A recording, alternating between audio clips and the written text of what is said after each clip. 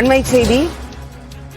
முந்தைய அதிமுக ஆட்சியில் சட்டமன்றத்திற்குள் குட்கா கொண்டு வந்த விவகாரத்தில் உரிமை மீறல் நோட்டீஸிற்கு தடை விதிக்கப்பட்டிருக்கிறது. கூடுதல் விவரங்களோடு செய்தியாளர் மதன் நம்மோடு இணைப்பில் இருக்கிறார். மதன், இந்த வழக்கு குறித்த முழு விவரங்கள். முந்தைய அதிமுக ஆட்சி காலத்தில் சட்டமன்றத்திற்குள் தடை செய்யப்பட்ட குட்கா கொண்டு சென்றதாக அப்போதைய எதிர்க்கட்சித் தலைவர் ஸ்டாலின் உள்ளிட்ட திமுக எம்எல்ஏக்கு எதிராக உரிமை மீறல் நோட்டீஸ் அனுப்பப்பட்டது.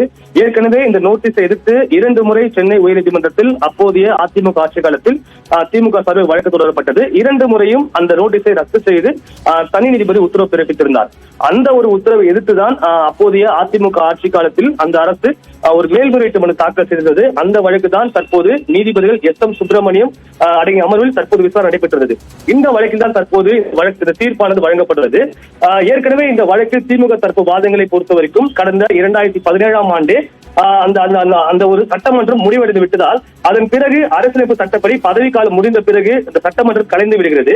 நிலுவையில் உள்ள எந்த ஒரு மசோதாக்கள், உரிமை மீறல் உள்ளிட்ட நடவடிக்கைகள் அனைத்துமே காலாவதியாகிவிட்டது என ஏற்கனவே உச்சநீதிமன்றம் மற்றும் உயர்நீதிமன்றம் தீர்ப்பு வழங்குவதை மேற்கோள் காட்டிதான் இந்த ஒரு வாதம் எடுத்து வைக்கப்பட்டது. ஆனால் நீதிபதிகளை பொறுத்தவரைக்கும் அந்த சட்டமன்றம் காலாவதியாகிவிட்டால் கூட இது போன்ற அந்த உரிமை மீறல் பிரச்சனை தொடர்பாக முடிவுக்கு வராது என்று ஏற்கனவே கருத்து தெரிவித்தார்கள். இந்த நிலையில் தான் தற்போது இந்த வழக்கில் தீர்ப்பு வழங்கப்பட்டுள்ளது. அதாவது ஏற்கனவே தனி நீதிபதி பிறப்பித்த அந்த உத்தரவை தற்போது நீதிபதி ரத்து செய்து விட்டார்கள். மீண்டும் புதிதாக இவர்களுக்கு நோட்டீஸ் அனுப்ப வேண்டும். அந்த நோட்டீஸ் தொடர்பாக ஸ்டாலின் உள்ளிட்ட சம்பந்தப்பட்ட எம்எல்ஏக்கள் உரிய விளக்கத்தை கொடுக்க வேண்டும் என்று தற்போது உத்தரவு பிறப்பிக்கப்பட்டுள்ளது.